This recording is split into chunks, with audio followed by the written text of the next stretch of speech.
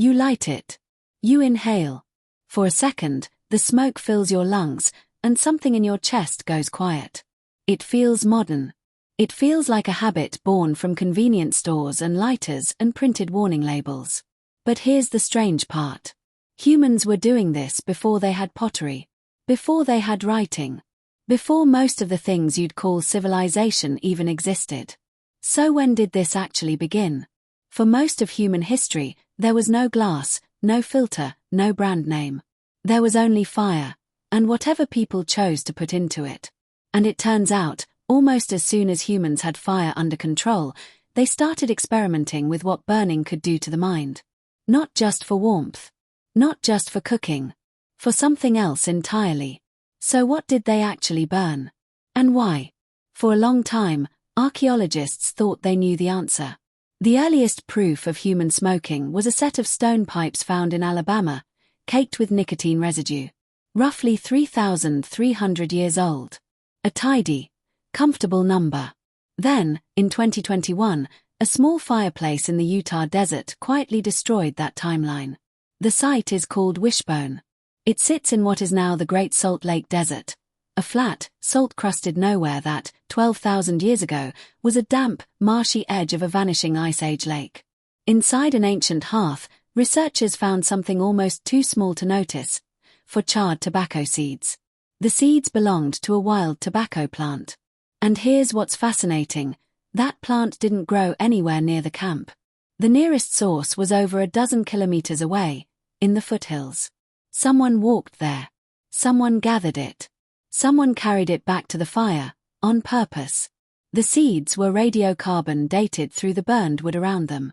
The result: over 12,300 years old. 9,000 years older than the previous record. These weren't farmers. They weren't burning crop waste. These were Ice Age hunter-gatherers, some of the very first humans to set foot in North America, and they had already discovered that this particular plant, when burned or chewed, did something to the way they felt. Long before agriculture. Long before pipes. Long before anyone had a word for addiction, humans had already found the loophole. But here's the part nobody talks about. Tobacco wasn't the only thing burning around ancient fires for reasons that had nothing to do with cooking. Halfway across the world, high in the Pamir Mountains of western China, archaeologists opened a 2,500-year-old tomb. Inside it, wooden bowls, scorched stones, and the skeleton of someone whose name is lost to time. The bowls were braziers, small burners, placed beside the dead. When scientists ran chemical analysis on the residue, they found cannabis. Not the low-potency wild variety scattered casually across the steppe, but cannabis specifically selected for unusually high levels of THC. Someone, 2,500 years ago, knew the difference between a plant that did nothing and a plant that altered the mind. And they chose the one that altered the mind. They burned it in an enclosed space. The mourners would have breathed in the smoke, deliberately, as part of a funeral.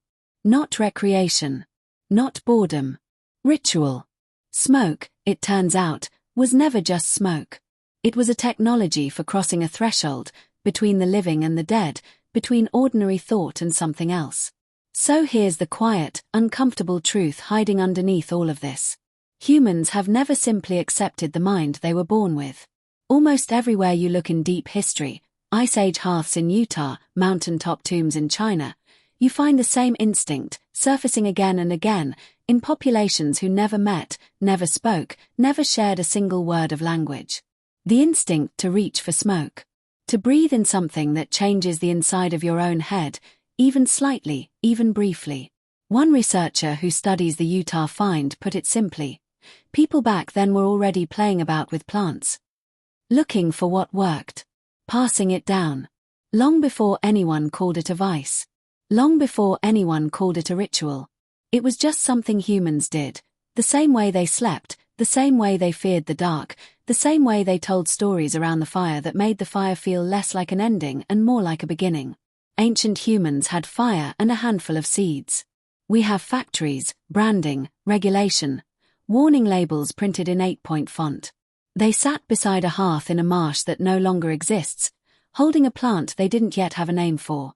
We hold something manufactured, taxed, studied, debated. Different objects. Same impulse. Maybe that's the part that's hard to sit with. This wasn't invented by any one civilization. It wasn't started by a particular culture we can point to and say, there, that's where it began. It seems to have been there from close to the beginning. Waiting in the fire. Waiting in the smoke. As old, in its way, as the first time a human being deliberately changed how their own mind felt and decided to do it again. 12,000 years ago, someone walked more than a dozen kilometers across a vanished marsh just to bring something back to the fire. Tonight, somewhere, someone will do something almost identical, lighter in hand, smoke in their lungs, and never once think about how far back that motion actually goes. Most of us never even knew it was that old.